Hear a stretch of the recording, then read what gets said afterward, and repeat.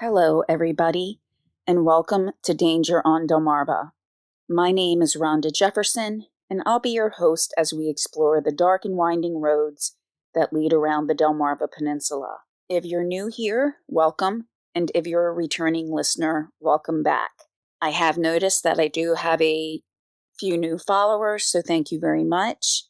And I do realize, too, it's been quite a while since I've uploaded a new episode. I've been working with not only balancing, my doctor's appointments, but also with my father, who's had 3 types of cancer in 3 years, and a health scare with my son, which thankfully, even though in some ways we live in a healthcare desert around here, not a lot of options for healthcare. There is a children's hospital in Delaware, so it's about a 2-hour drive, but I would have driven wherever they needed me to go.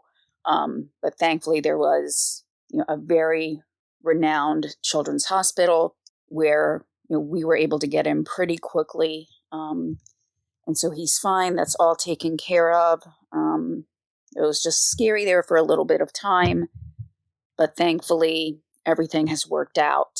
Today's episode will in some ways be a continuation of the episode that I uploaded at the end of December. And really, they can each be standalone episodes, but with one of the people that was involved in the murder of Denise Rhudy, and that's what we covered in the December episode, there was somebody who should not have been out to be able to actually commit the crime.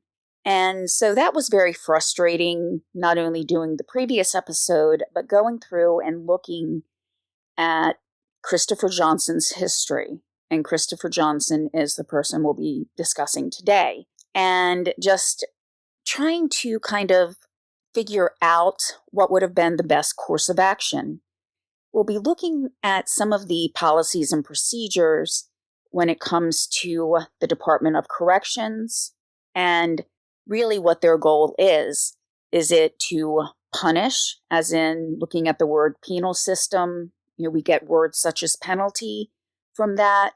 Is it a form of punishment, or is it really a Department of Corrections where you're looking to address a behavior and take corrective action towards it? And all of that's coupled with a question of how lenient is too lenient and how harsh is too harsh, and where is a good medium ground.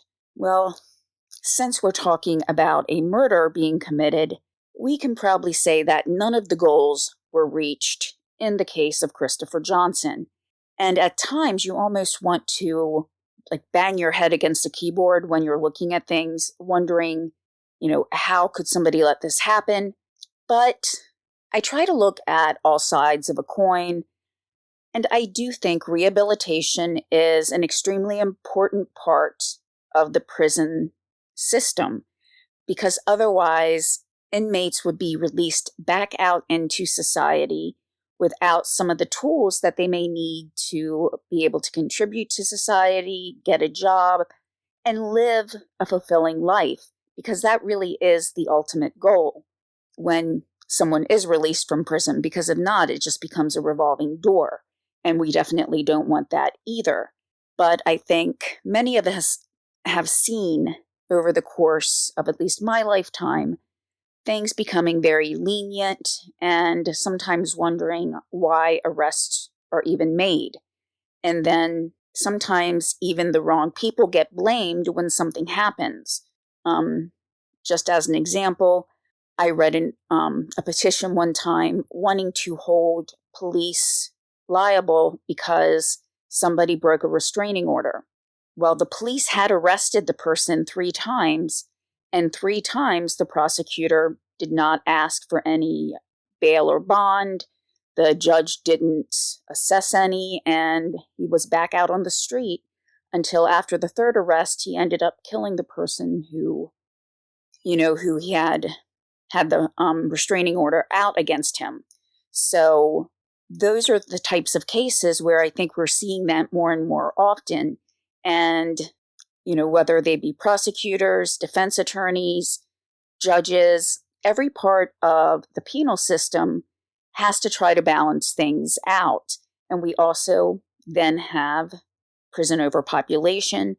And when you have overpopulation, even if there are programs within the prison to try to help rehabilitate the inmates, you end up with not having the rest of the resources, such as having enough guards to be able to manage the number of prisoners. And so then those systems themselves aren't able to be used to their fullest extent because there's just not the manpower. And a good portion of people serving time in prison aren't necessarily there for a violent crime. So especially when crimes are not violent, I think those are the ones that have the best chance of being able to learn from their mistakes and try to work on giving them resources. And then just as an aside to that, looking at today's age with technology advancing very quickly, you need to keep inmates up to date on what's going on so that when they get back into the workplace, that they have at least a pretty good idea of what they'll need to be doing. Unfortunately, though, Christopher Johnson really just used the system. He knew it. He had used it before and nothing ever happened. And probably by the end of this episode, you'll be wanting to bang your head like I did. And that was...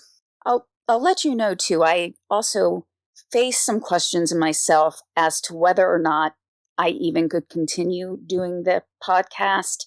And part of that was reading different articles and, sometimes, how newspapers, they'll have nationwide sections and reading about crimes that 30, 40, or even 60 years ago happened. And it's just like a repeating cycle. And I've said it before, I'll keep saying it.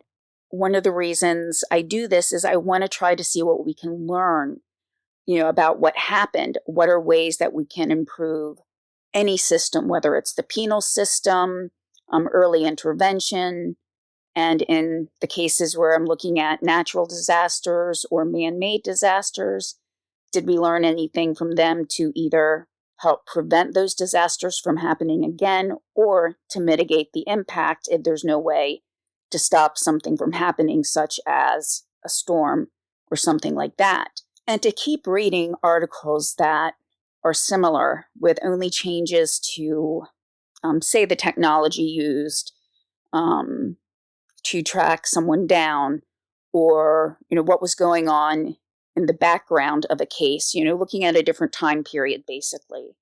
It's just the same thing over and over again, and sometimes even the lenient sentences over and over again. And so while the murder of Denise Rhudy took place about 24 years ago, a little over 24 years, Christopher Johnson's history went back further than that. And whether or not the judge, and one of the last times he was seen in court, knew about his extensive history, we really don't know. But I'm not going to really get into too much now. I'll leave that until we get into the actual, body of the story. But it was just extremely frustrating and just wondering, why? Why haven't with, the immediate access to information for people to be able to study human interactions and human emotions, motivators. We can look at that from all across the world, yet we haven't been able to, find a way to stop some of the horrible things that people do from happening. And for the first time, I think that I can ever remember, I've looked at articles and just not read them based on the title, just saying, I don't care if it's important for me to read it right now. I just can't read something like that. Something about a crime, something horrible happening to another person. And it was another person that did it, wondering how we can be like that to each other. And usually if it's about crime, especially in my locale, I want to know about it so that I can take the proper precautions to prevent that, which on an aside actually reminded me, I need to lock my car. And that's about technology as well, because I just did that from my home. But 20 years ago, here, I guess things have changed, because 20 years ago, I wouldn't have worried as much about my car not being locked. Whereas now, between cameras that I have all over the place, I mean, I've seen people in my yard at night that were up to no good. So it was just, like I said, difficult sometimes to read an article or listen to a story, because it was just really depressing. And I just couldn't bring myself to do that at times. And two, with being a mother, I do think I've gotten a lot more sensitive about things, since I've become a mother. So that probably, too, with what was going on with my son, probably didn't help when I saw some articles come up. So not to spend an extremely long amount of time on the intro, I just want to go over a couple of things. One is Google Podcasts will be going away sometime in April, and I don't know what that will mean as far as how you can listen to, not only this podcast, but any podcast.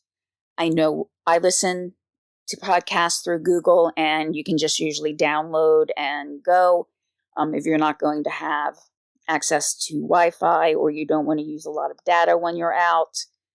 And the podcasts are now going to be converted to YouTube, and I know that you can't download, at least for their regular content, unless you have the premium plan.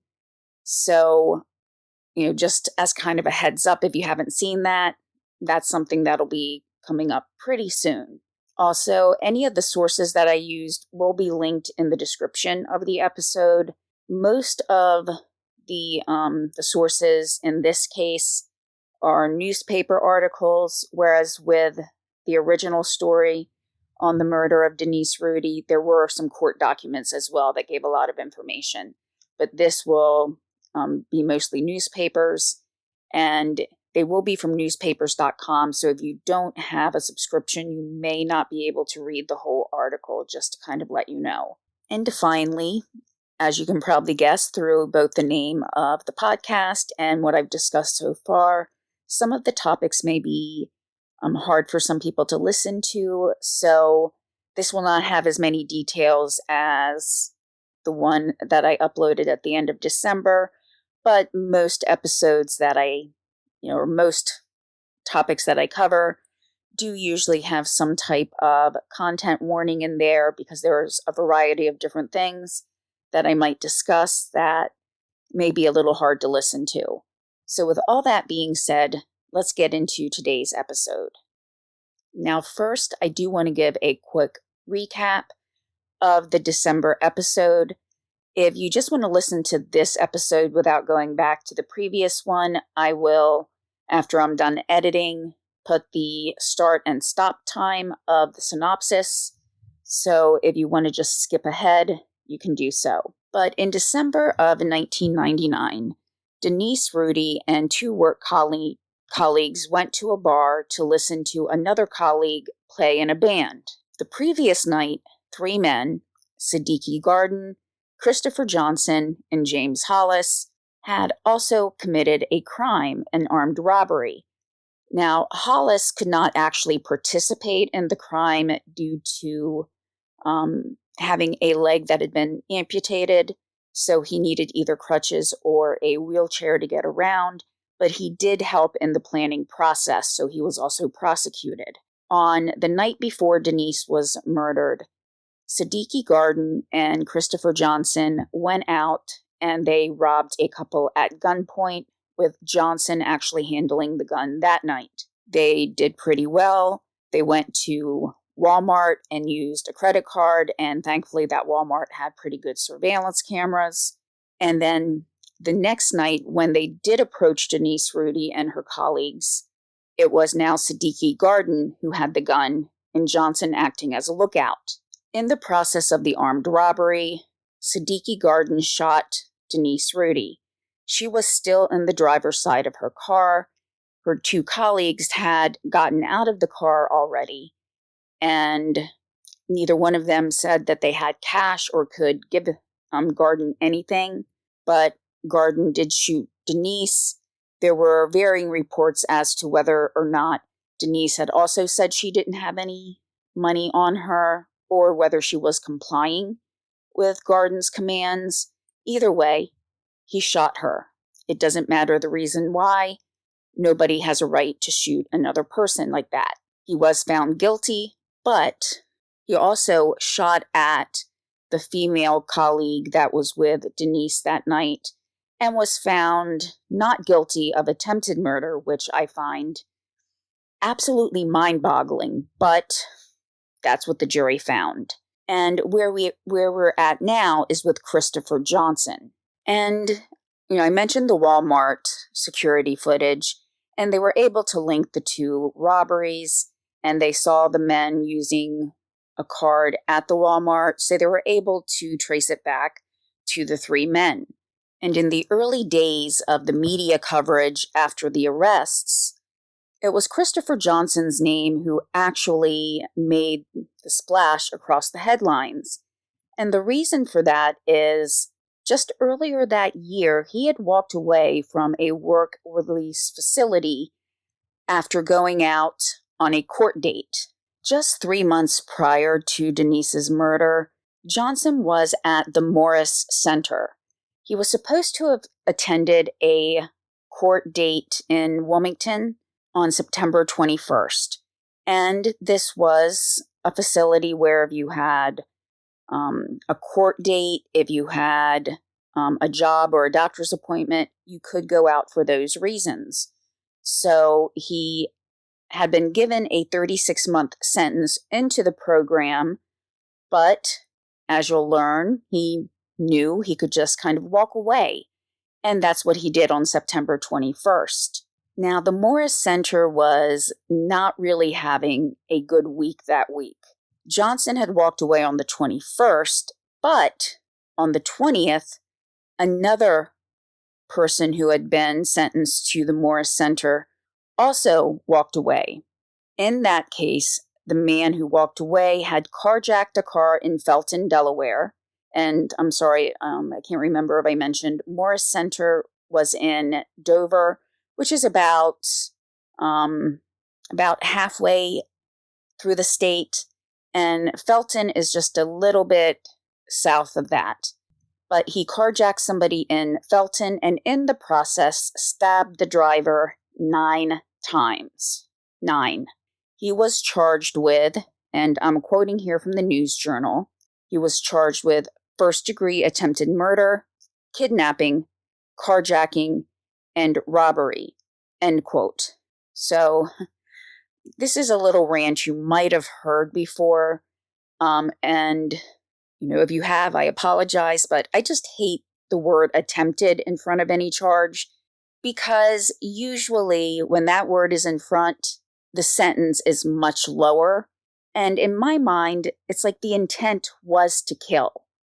I mean, he stabbed somebody 9 times, and I don't think anybody would stab someone 9 times without the intent to kill someone. So odds are this person got a shorter sentence because he wasn't successful. And I don't like that, but I'm just going to make it a quick rant about that. But back to Morris. Really right after the Denise Rhudy case and finding out that Johnson had walked away from Morris just before Denise's murder, people really wanted to look at the way that Morris, or really any system or anywhere in the Department of Corrections system, where it was communicated when someone would escape.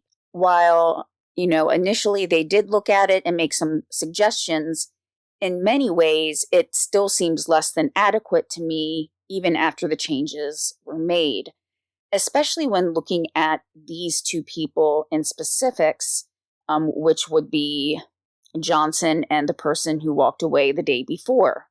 A spokesperson for the Department of Corrections named Elizabeth Welch said that, in what I'm deeming as one of the understatements of the year, said that, quote, "Anytime one of our offenders is accused of a violent crime, it's terrible. end quote. And that's where most of us would probably just shake our head and say, no kidding. But she did also explain something that was called safe streets. And that's where law enforcement and probation and parole officials would patrol the streets at night and try to pick up anyone that might either be at risk for breaking probation or parole. They would be looking also for anyone who might have escaped or walked away from a work release type program. And overall, she did give some numbers about people who were still missing and listed as escapees in the state of Delaware. She said that between the 1970s to 1999, so there was not a specific date at this point in the 1970s, there were 115 people who had the status of escapee. So that could be up to 29 years. And 115 people isn't really a big amount, but when you look at the size of Delaware, it might be. The thing is, a lot of people are either caught on another crime later, they're caught pretty quickly because they go back to someone's house who they're associated with, so officers go and check out those places, or even some of them will turn themselves back in, especially if there are family members who say, that it would be more beneficial to just go back, serve their time, rather than be an escapee and a fugitive for who knows how many number of years until possibly the statute of limitations runs out. When asked specifically about Christopher Johnson, Welch said that she did not have anything to specifically say whether or not the Safe Streets program had actually looked for Christopher Johnson, but she did say that as part of a program, they would have normally looked at places he would have frequented. So as Johnson was originally from Newcastle County and that area, and he was in Dover, which is the middle county, that's Kent County. There's only 3 counties in Delaware, so, no matter where you are, you're always within 2 hours max to anywhere else in the state, and that's like from tip to bottom, and driving slowly like I do. But his court date had actually been in Newcastle for a family court date, so he would have been given a bus pass and would have gone back to a place where he lived, where he would know people. So theoretically, people should have been looking out for him in, his family home, in an apartment that he may have had, a girlfriend's residence, you name it. But Welch said she did not have the specifics. Part of the state program for escapees also would have put that escapee's name and information into a statewide database. So again, this is statewide, not, the Eastern Shore, like the whole Eastern Shore, not the whole Atlantic region, not the whole country, but statewide. So, like I said, it's only 2 hours from the very northern part of Delaware to the very southern part. So, he could very easily have gotten to New Jersey, Pennsylvania, Maryland, very, very easily. Now, if, say, possibly Johnson had been stopped for something else and he didn't have his ID on him, and remember this was 1999, they wouldn't have been able to as quickly get his fingerprints matched or anything like that. They would not have necessarily been able to identify him as quickly. There would have also been something sent to the Associated Press to say that he was an escapee. But unless somebody was actively going to look at the Associated Press in 1999, it's doubtful that they really would have known, at least as an average citizen out trying to work, run errands, make appointments. They would not have necessarily known that he escaped. It would be only through news or press releases that were put out to the public. And I keep saying 1999 because I think we can all just kind of go to today and we can go onto a local news website. We can look at all the crime news and the news that we find important. They can put alerts on there, but not necessarily at this time. Yes, there was the internet, but not as many people were using it for things outside of work or research, things like that. It was really in its infancy in a lot of ways. I had just graduated college about a year and a half before this took place.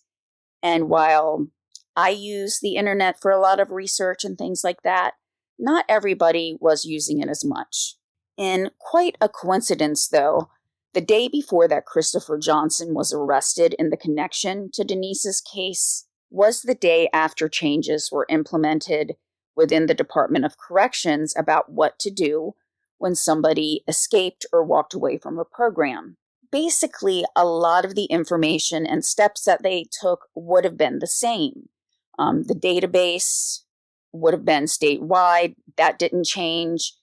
But with the changes, they would also additionally notify law enforcement directly to areas that were around the Morris Center. So, to the poor residents living around this area, where not only Morris Center or any place that is close to a Department of Corrections facility, the law enforcement would have been notified directly, which is kind of scary to think that with somebody walking away, local law enforcement to that center would not have been notified directly. I mean, my first thought would be, okay, yes, you want to notify the police in the areas where the person lived or had friends, but also in the immediate area. Because even though he had a bus pass to go north, he could have just gone somewhere else closer to Dover to kind of throw the police off his scent. So, that to me, that's something that I think should have been done prior, but it was something new that was implemented, ironically, just the day before Johnson's arrest. Delaware kind of looked at their program and tried to mirror it with Maryland's, but at least at this point in time, there weren't a lot of steps being taken, in my opinion, to really address the needs of the community after somebody escaped. What was just as concerning is that when these changes were made, spokesperson Welch said that they didn't know if they would have actually put this protocol on the offenders that had previously walked away or escaped. So that 115 number of people that had walked away or escaped from sometime in the 1970s to 1999, it may not have been put into effect for those people. So if you made that cutoff, I guess, it was kind of just luck of the timing in that you weren't underneath that new protocol. But again, there really wasn't a lot that had changed. The main focus of the change, though, was to make other law enforcement officials aware of different programs or the training of the program. So, say in the months immediately after the changes, it was really going to be spent on training the people involved in the Department of Corrections on what they needed to do. So rather than looking at those 115 people and trying to prioritize them, they would be looking at training in the new system and the new way they were going to do things. So we look at these types of work release, or we'll just say treatment centers, because Morris also worked on drug treatment as well.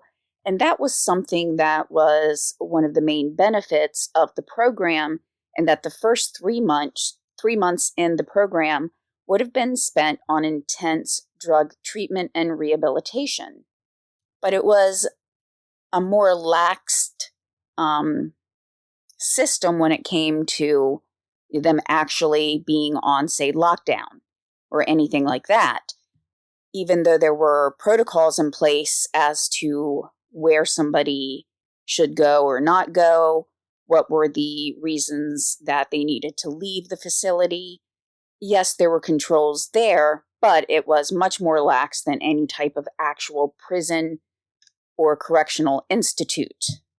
So we would think then that most of the people who are at these facilities would be, pretty nonviolent. So a question that I found myself asking was, would I, as a judge or any other official, look at a person who, while in the course of an armed robbery, fired a gun at a car that was fleeing him as he tried to rob them, as being nonviolent. I think most of us, once we heard gun firing or armed robbery, car fleeing, anything like that, those would have been indicators to us that this is probably not a nonviolent person. This is someone that we should be concerned about. But apparently not. So let's go back in time a little bit. Let's go to December of 1989. Christopher Johnson was in a similar type of program, and he walked away. And I guess he just didn't like being in prison in December. So fast forward 8 years, and in December of 1997, he was also in a program, and he walked away from that as well. So in these two instances, he was not at a correctional institute such as Sussex Correctional Institute or James T. Vaughan. He was at a facility that was either a treatment or work release or both. Now, one of the places was in Wilmington, so that meant he would have been close to where he had friends and family. So it would have been relatively quick for him to get somewhere, and by the time somebody realized either he didn't come back from where he was supposed to be or that he had just walked off the property, he could be at somebody's home and in hiding. So he's walked away twice, 89 and 97. Going back to what Welch said, she said that many of the people who take part in the work release or treatment programs and are serving really any sentence in the Delaware justice system will at some point in time be released. They will need to be integrated and become part of the community again.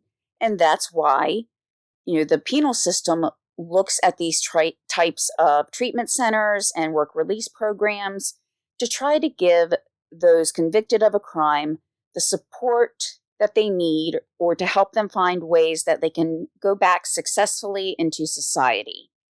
And so, yes, for nonviolent offenders, this would make a lot of sense. And especially if it is drug-related or something that took place that was alcohol-related, this could be a good way for them to get the treatment that they need, while also if they don't necessarily have the support outside of the system, or if they don't have a job, finding ways to give them support to keep them otherwise occupied. I do think it's an important role. But what makes Johnson's last escape more egregious to me is that because of his past history, he should not have been able to walk away from the Morris Center in September of 1999.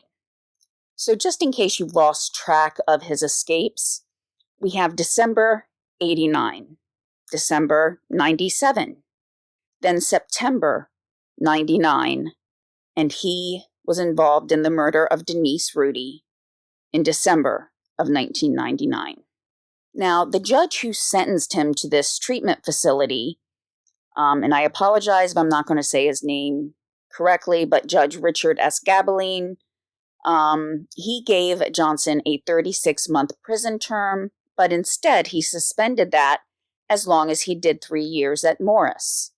So theoretically, this should have been beneficial to Johnson.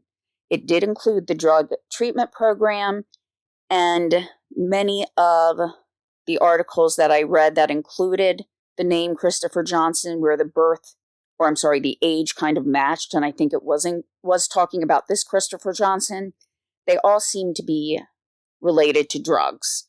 So if that was in fact him, this could have been really beneficial for him to try to get his life back on track. Even though he had committed violent crimes, he hadn't killed anybody, which, saying that out loud just seems very weird, because I still consider him a violent criminal, and he was given a lot of breaks here. So this really was a gift that he was given, and he did not take that gift. He walked away from it, and Denise Rhudy paid with her life. Now, one might say, well, there was another person involved. That other person may have still gone out to commit a robbery and shot someone else. It may not have been Denise, or it may have been. Nobody knows. But it may have been that, security you have in numbers, that there's two people, one who can either help look out or who could help subdue another person if there's more than one person that they're trying to rob. But that's a security in the number of people involved. So Siddiqui Garden may not have felt as assured if he didn't have somebody to look over his shoulder for him. Going back to what we know about Johnson as well, one of the instances of a crime that took place previously was in 1994, when he did plead guilty to first-degree robbery, and that did also include a gun, as he showed the gun to the person he was attempting to rob.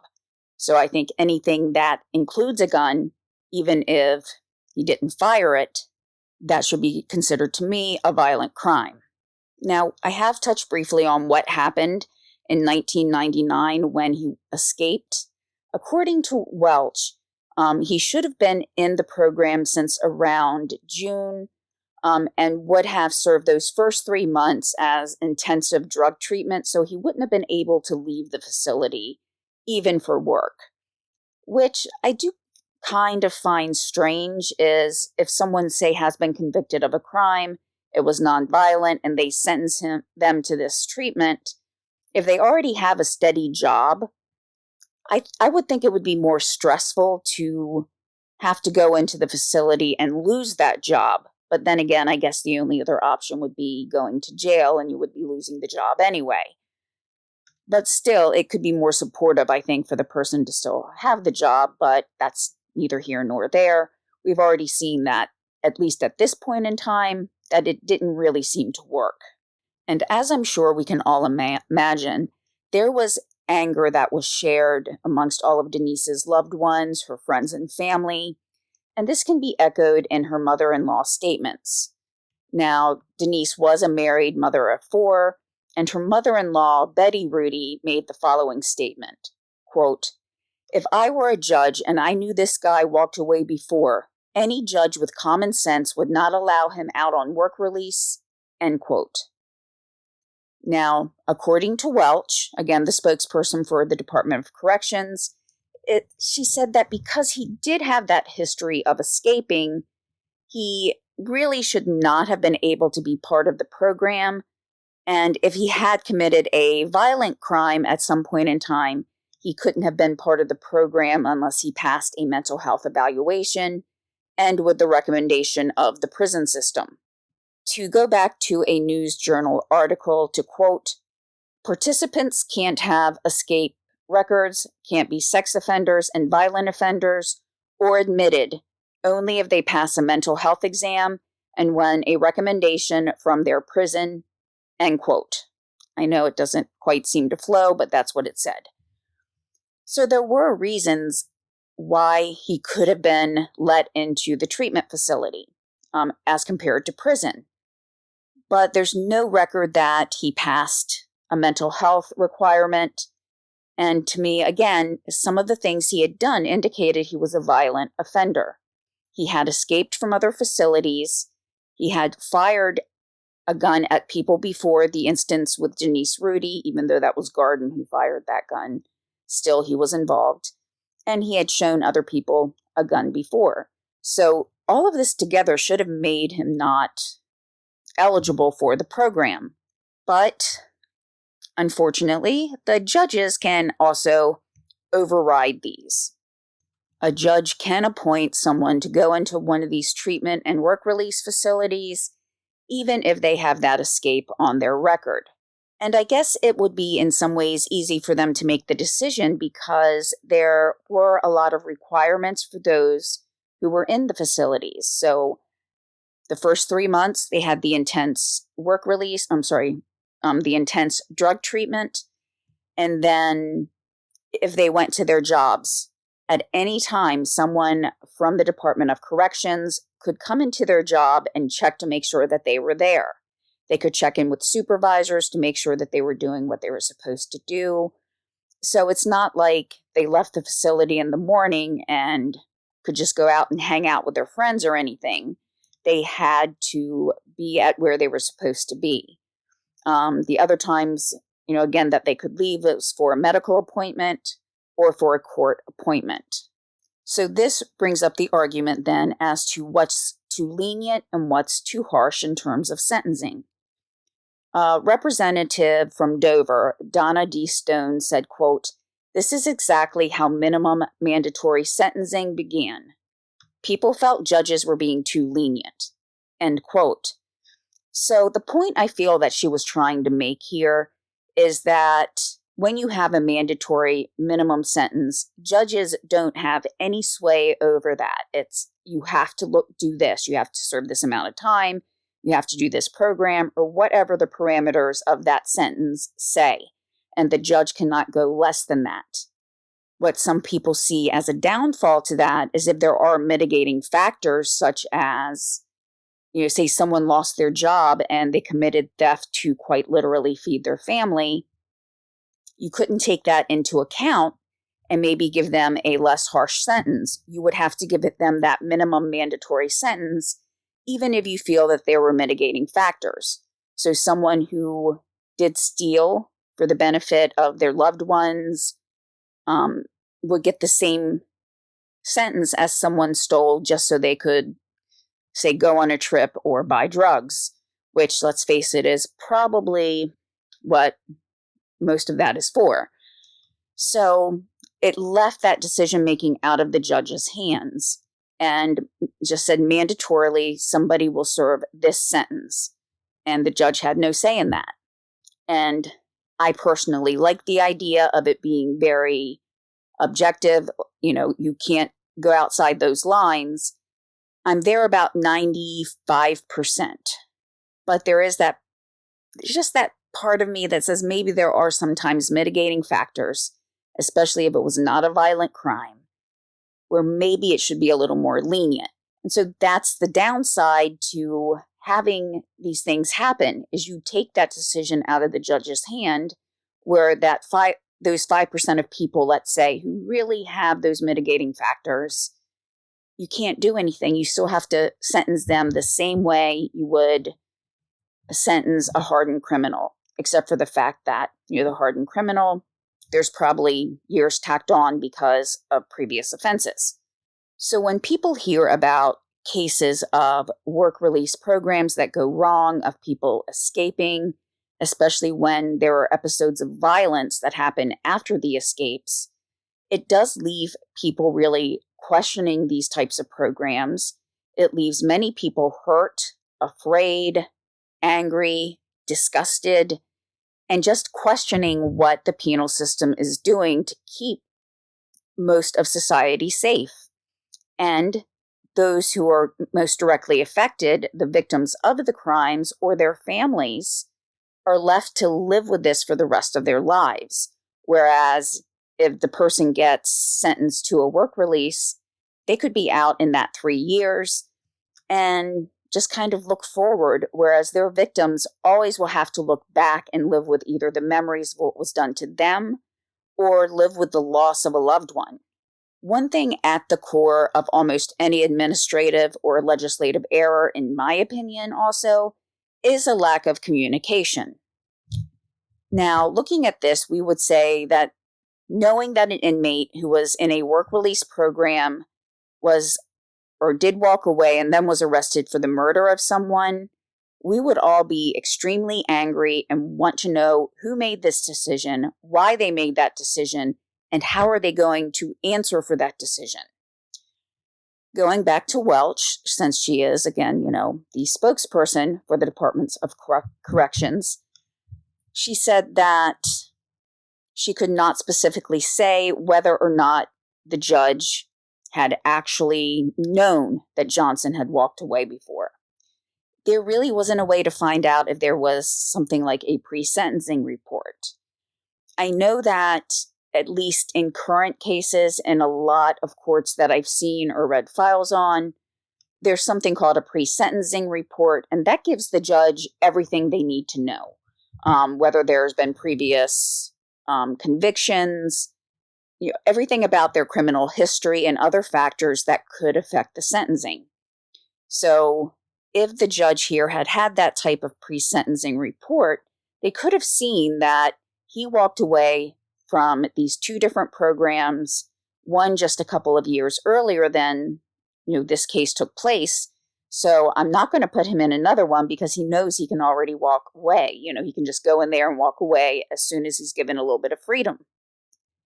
But Welch was not able to say whether or not the judge knew. And I think that's a major issue when they weren't able to readily say, yes, the judge had all the information that he needed to make the decision and judgment in this case. She also really couldn't say about the procedures overall, which was really scary in my opinion, if she was the spokesperson, in that she couldn't say overall what is the procedure for letting judges or anybody involved in these decisions know about previous history. So while a lot of people were mad at the judge, at this point in time with what we knew, he could have not known about those previous instances and thought he was following, a good line of thought and giving Johnson a chance to go through the drug treatment program. Representative Stone said at this time she thought then that anybody sentenced to a work release or treatment program should be fitted with a tracking device. We call them now tethers or trackers, things like that, where they would be able to track down the inmate if he or she walked away from the program, unless, of course, they figured out a way to cut it off.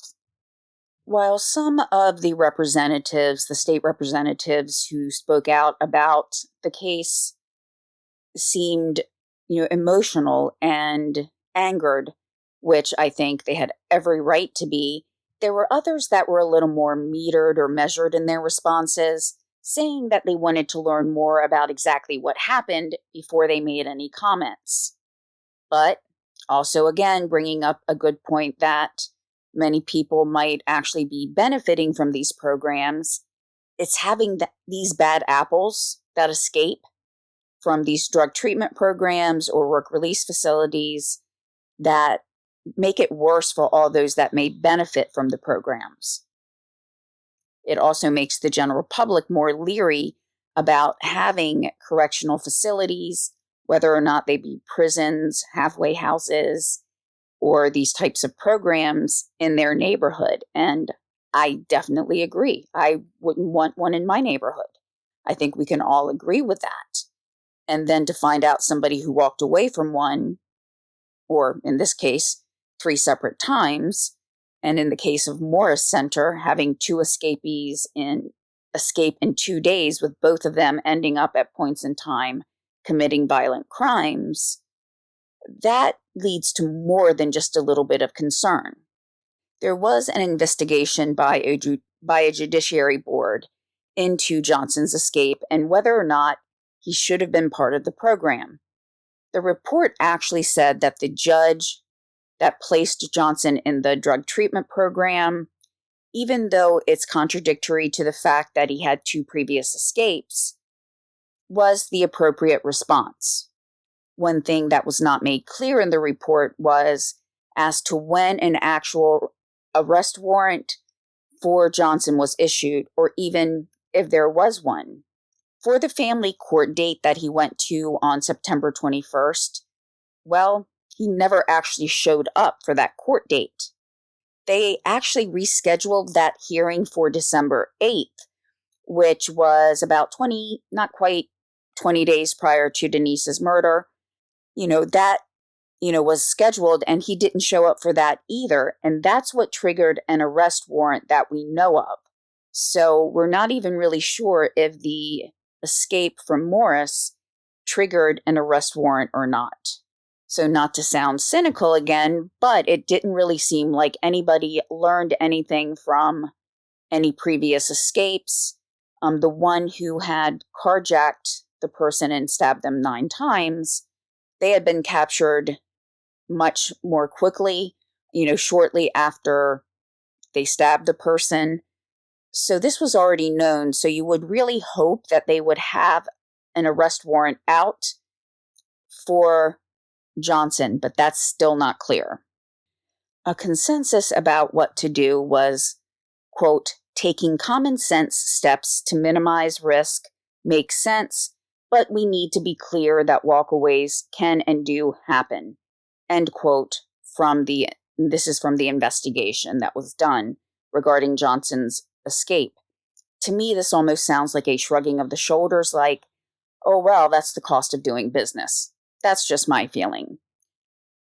And emphasis was continually placed on the fact that reintegration into society is important for those who have been given prison or some type of punishment in the form of a sentence.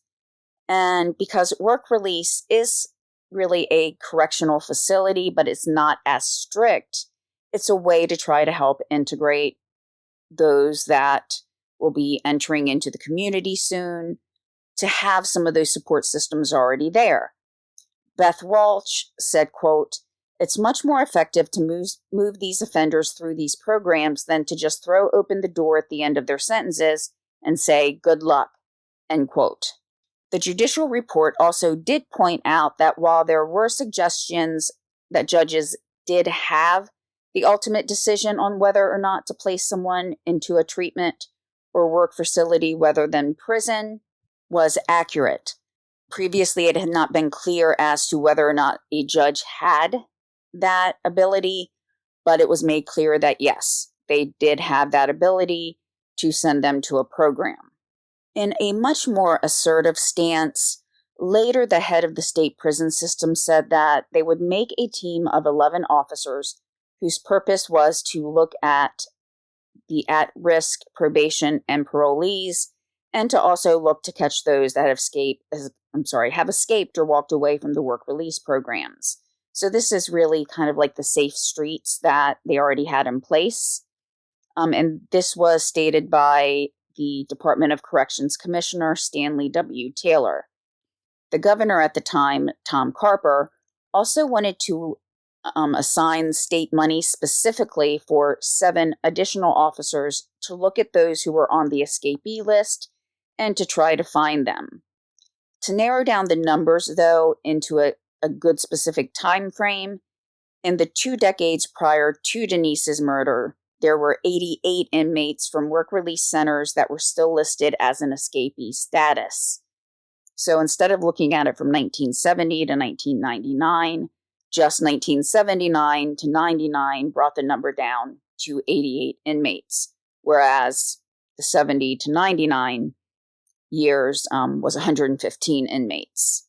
The main addition to this program, which was, in my opinion, one of the biggest steps, was trying to correlate assistance from other jurisdictions so that officers working on finding the escapees or looking for parolees that had jumped, gone to another state or another area, that there would be officers who would work to coordinate having kind of a seamless, I guess I should say work together seamlessly, and to also have procedures in place in looking at the escapees that might have gone to other states to be able to more easily ask for assistance from local law enforcement. I don't think any law enforcement really likes having other law enforcement coming in because they don't know the area or the people like local law enforcement does. So this tried to help blend them together seamlessly so that you had officers who were more adept at working with other law enforcement agencies and coordinating that for everyone involved. Now we have the 2 cases that I've discussed, Denise Rhudy, as well as the man who stabbed the person 9 times while he carjacked the person's car. These being so close together, I think, really helped bring the insufficiencies in these work release programs to light. Now, it wasn't in any of the earlier documentation that I could find out more about the person who did the carjacking, the person who had walked away from Morris the day before Johnson.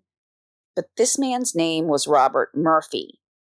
Thankfully, the person that he stabbed did live, but like I said, because of these events happening so close together, these two walkaways happening back to back, and then both of them committing violent crimes brought a lot out in the media. There was a lot of media attention on this. When Murphy went to trial, his attorney asked for a change of venue because she felt that Kent County, the jurors from Kent County would have been prejudiced by media coverage. But I kind of hate to break it to her. Delaware's a small state. In some states you have counties that are far apart, that they may not know a lot about what's happening in another county. But in Delaware, there's 3 counties, and when altogether we make up a region called Delmarva, including areas from other states, we hear the news from what's happening in other parts of Delmarva, so not just the same state that we live in. So I really think anybody who lived in Delaware at the time, whether it be in the Dover area, in Sussex County, which is the southernmost county, or in Newcastle County, I really think people would have been aware of this, especially as, the walkaways happened from Dover, which is Kent County, and Denise Rhudy was killed in Newcastle County. So no matter what, I think, there would be a lot of media coverage, and no matter what, it would be very hard to find a jury pool who did not know a lot about what happened with at least one of the cases.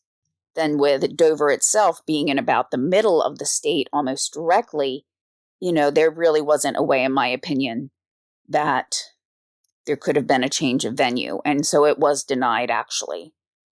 Throughout the early part of 2000, corrections facilities worked hard to try to implement the programs on having more officers who specifically looked for escapees, especially the 88 that had been considered missing from work release programs. An additional name was added when Leon S. Bradshaw walked away from work release. He had been a fugitive after escaping once before, and yet in October of 1999, he was sentenced to work release again, where he also walked away in January of 2000. Let's look at these dates. October 1999, he was sentenced to a work release, after already walking away before. Yet, a month after, 2 people walk away from Morris, and at this point, Denise Rhudy had not been killed yet. But the other man, Murphy, had committed his crimes, carjacking and attempted murder. Yet, Leon S. Bradshaw was allowed to go to a work release program, and he, yet again, was put into a work release program with a judge that had overridden the normal procedure that if you've escaped or walked away before, you shouldn't go back into one. And while this episode has focused more on the ineffectual prison system and the way they communicated, lapses in security or ways that they measured when an inmate was where they're supposed to be, while it's really been about those things, I also came across other cases that didn't receive the same media attention at the same time. Denise Rhudy was a mother of 4, killed in front of witnesses, close to Christmas time for no reason. When it was found out that one of the people that killed her had walked away from a work release program, it was kind of a perfect storm to make the headlines. But police were really fortunate as far as getting the evidence against Johnson and Garden, and Hollis as well, by having that Walmart videotape. But around the same time, a woman named Deborah L. Jackson, who was 38 years old, was murdered. However, there was not really a definitive time frame as to when the murder took place, and no witnesses came forward to provide any information about the case. She was found underneath an overpass. Now, I don't know why, but when I hear of someone who's deceased and they've been alone, I just find it really hard to imagine what their final moments were like. I've seen someone pass away suddenly from an undiagnosed heart condition at work. And people did everything they could. They were CPR trained people doing everything possible. And I didn't even know the person because I worked in a huge building, but I was the supervisor on duty that night. And all I wanted to do was make sure she knew that somebody was there trying to help her so that she knew she wasn't alone. So when I read that this woman was found underneath an overpass, and it seemed to be around the same time as Denise died, which means it was winter, so it was cold, I just feel like she must have felt so alone when she was dying. And it's just really heartbreaking to know that somebody was left like that another human being did that to a fellow human being and left them alone. I know logically it makes no sense to say that you want that person to know that somebody is trying to help them. And once they've passed, that you want them to know that somebody is seeking justice for them, that that the person, that body doesn't really know that. There's no way for them to know that. And I know it's not logical, but that's all I can feel is hoping that they know that somebody is trying to help them. But Deborah's body was not the only one found in Wilmington around that time. Just the day before her body was found, a man's body, John E. Kyle, 35 years old, was found by a city sanitation worker, and he had been stabbed to death. They did have a slight lead on the case, as somebody did call in a report of an assault from a payphone, because remember, 1999, most people did not have cell phones. They called it in as an anonymous tip, though, so they didn't have a way of tracking them. And going back a little bit further, in November of 1999, a young man named Craig Coles was shot just while riding his bike. Cole's father, Clyde Hale, reported that Craig's mother would wonder how somebody could enjoy Thanksgiving knowing that they had killed her son. And she would probably feel that every day for the rest of her life, not just in holidays, but every day that somebody who had killed a loved one was out there enjoying life with no repercussions. That's something that is left with the loved ones, and that what they go through every day. It must go through their minds hundreds of times a day in realizing that they're not going to make new memories. You look at Craig Coles. He was young. He could have given his parents grandchildren that they could have made memories with, and now that's never going to happen. They wouldn't get to see him go to college or, see what type of career he could have carved out for himself. That's all taken away. Everybody who's a victim of a violent crime, it's not only them that pay. If they're killed, their family lives with it every day. And for the victims that do survive, those memories never go away, and they live with that for the rest of their lives. So I tried to find out some more information about some of these murders, and I couldn't find anything else. I searched the newspapers out to current dates, as far as they had that in the archive. Then I searched for unsolved murders, and the only thing that I found anything about was an article from 2022, which mentioned the case of Deborah Jackson as an unsolved murder. And the article covered a number of murders that were left unsolved. The other two names, Craig Coles and Johnny Kyle, they were not listed in that article, but as it only highlighted a handful of unsolved crimes, it may not have necessarily covered them. And again, I couldn't really find if anybody had ever been sentenced for those crimes either. So it's like they're out in limbo, and I want to know if anybody's still looking at these cases if they've not already been solved. I will also say, though, sometimes Delaware archives and databases are not really that up to date. One time I found a unidentified woman listed on a cold case site on the Delaware, one of the Delaware archives, and it was still listed as an unidentified person. Yet, at the time where I searched and found her, she had actually been identified like 4 months earlier.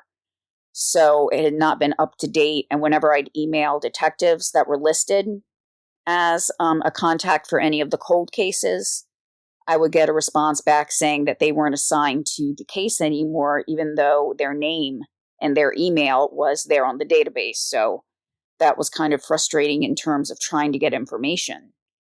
What I want to do just kind of quickly, because in a way it's comparing apples and oranges, but I wanted to take a look at some of the recidivism rates in the 3 states that encompass Delmarva. Now, recidivism is basically repeat offenders, and sometimes states are not consistent with how they calculate that. Some states will look at a 3-year rate, meaning they look 3 years out and find out if an inmate has been arrested again and sentenced or convicted of a crime. So, unfortunately for Delaware, it doesn't look really good. One of the issues with there not being a consistent recording is that if one state looks at the rates from only 1 year, then it's probably going to look pretty good, because a lot of people can manage to stay on the straight and narrow, or at least just not get caught for a year. When you go 3 years out, then that's where it gets a little more likely that somebody would have been caught committing another crime. So let's start with the most positive here. The Department of Corrections for Virginia, and this will be looking at the whole state, not just what's on the Delmarva Peninsula. And also sometimes these reports are put out 3 to 4 years after the dates they're actually referencing. So there was an article about Virginia in 2023, but it actually looked at the state prison system from 2018. Or in 2018. So it's a few years behind there. But even looking at people who were reincarcerated within 3 years, the recidivism rate was only 20.6. Yes, that's 1 out of 5. But comparatively to a lot of states, that's pretty darn good. And you'll see what I mean. It was a little harder to find information specifically about Maryland in terms of, did they do the 3 years? Was it based on 1 year? But for Maryland, I'm going to say the repeat offender rate was 40.5. Now, they rank 28th in the U.S. So, and we can see by the rate, it's about twice as much as Virginia. Virginia was about 1 out of 5. Maryland is about 2 out of 5. Now, and I did forget to see where Virginia was ranked. And this is from wisevoter.com. Virginia was ranked number 3, so they're pretty darn good. And by the Wise Voter count, not the article, they're at 23.3, but still, that's pretty good. They're ranked number 3. Going back to Delaware, depending on the date of the report that I look at, we'll just go with the one from Wise Voter, and the rate is 60.2. So that's 3 out of every 5. And we're 41st, ranked 41st. So we have number 3 in Virginia, which is really good, 28 in Maryland, which is kind of so-so, and 41st for Delaware. And you could look at it and say at least there's 8 states, that are worse. The problem is this particular grid or study didn't have information from every state, and so there were only 42 states listed on the report. So Delaware was 41 out of 42. So not great there, but as far as the prison population, just looking at Delaware, since it is the highest recidivism rate, the prison population is a little over 4,800 at the date of this report. And let me see if I can find the date. I'm very sorry. I should have had that up right away. Okay, so unfortunately it does not have a date, so it may just be a running tracker as information comes in. But Delaware, again, ranked 41st as far as recidivism, prison population 40%, and for parolee population, it's 350.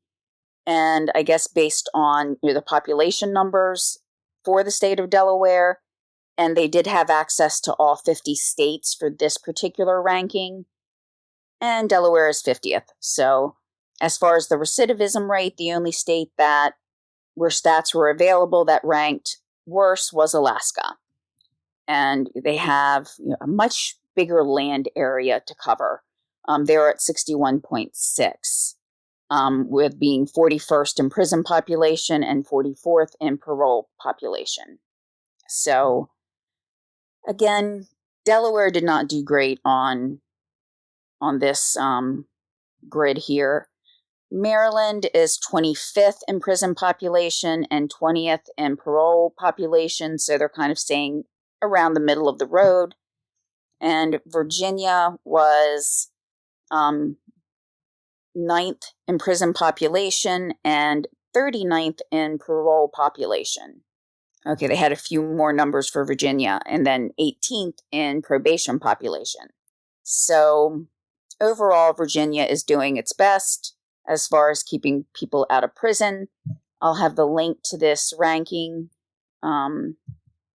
if you want to review it. So as important as getting rehabilitation and treatment is for people, it seems like Delaware has a little while to go on that before we stop the repeat offenders. So that's where I'm going to end today's episode. I think once I got past the frustration of just reading some of the numbers, and especially when I saw that one other person had escaped the day before Johnson, and it was just like, how could they not be on high alert once they have one person who walked away? You would think that they'd be a little more apprehensive, and maybe they could have called the court since he was in a treatment program and saying he couldn't make it until they had a better handle on things and figuring out what happened with the person who escaped on the 20th. But no, they just gave him a bus pass basically, and he was supposed to go to court and he never did and was off the radar until he and some cohorts committed a violent crime one night, and probably still kind of riding high after being able to commit that crime. They went out again and killed somebody. So I really hope nobody else is feeling really cynical about the future of crime and punishment here in the United States. Looking at the 3 states involved, or where Delmarva is located, we kind of run the gamut of a state that's very well ranked in terms of repeat offender rates, recidivism, to one that is ranked pretty poorly. So maybe there are ways that states can learn from each other, and especially since the states of Delaware, Maryland, and Virginia, even the western counties, meaning over the Chesapeake Bay Bridge or over the Chesapeake Bay Bridge Tunnel, there's still a lot of similarities that we have with each other to be able to communicate and see what Virginia and even Maryland, though the rate was higher than Virginia, it was still better than Delaware's, to work together, try to find out what works the best. And, we're not adversaries. These are things that everybody should be working on together, I think, to find what best fits a certain prison population. What works for, states on the East Coast might be totally different than that on the West Coast because of the whole mindset or differences in ideals. You may have to look at things a little bit differently, but I think Delaware, Maryland, and Virginia all have enough similarities that we should be able to work together with that. That's just my opinion. And I also do want to point out, too, that with Delaware having a relatively lower population, all it takes is like an upsurge of a handful of people reoffending, and that can really drive up the statistics. It's like if you have 1 out of 10 people do something, that's 10%. Yet if you have 2 out of 50 people do something, that's only 4%. Even though it's more people, there was more of a sampling to begin with, and so forth. So all it would take is, like I said, a handful of repeat offenders, a resurgence of them, and that could really bring up the Delaware stats. But that was over a 3-year period as well. So I hope everybody learned a little something, about the treatment programs, the reason why they're so important, but also why they have to be closely monitored and regulated. And again, I hope everybody's not so cynical like I was while going through all of this. Coming up for the next episodes, I'll probably do one more true crime, and then I'll look at, say, a natural disaster or a man-made disaster that took place and cover that, because it would have been a little while since we've covered one of those. But I will talk to everybody soon. Thank you so much for hanging in there and listening to this episode. Talk to you soon. Bye.